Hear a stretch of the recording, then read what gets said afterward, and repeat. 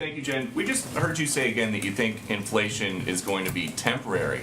We've heard you say that it was going to be temporary since last spring. So how long do you guys think temporary is? Well, again, Peter, I think what we do is we rely on the assessments of the Federal Reserve and of outside economic analysts who give an assessment of how long it will last. The expectations and their assessment at this point continues to be that it will moderate by the end of the year.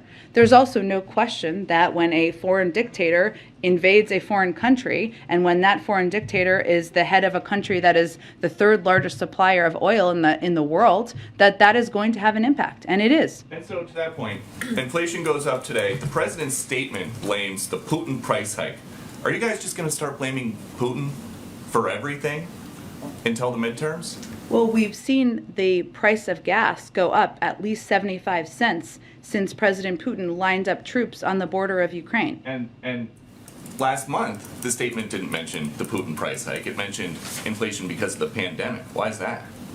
Well, Peter, last 2 years, there was a global pandemic.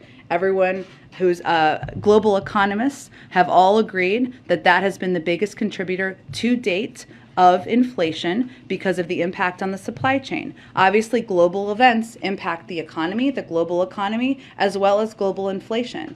And the price hikes as a result that have escalated over the course of time of President Putin's further invasion of the impact on the global oil markets are, of course, having an impact. President Biden has hosted electric vehicle stakeholders here at the White House. Would he host oil and gas producers, the people who are the most affected by the Putin price hike? Well, the oil and gas, I have nothing to preview or predict for you in terms of him hosting oil company executives. Is he open to that?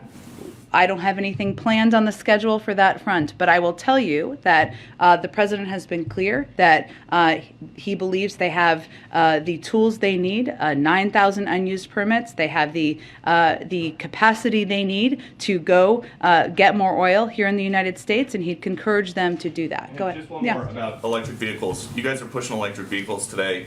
This is a president who always talks about the power of our example. Mm-hmm. Does he own an electric vehicle?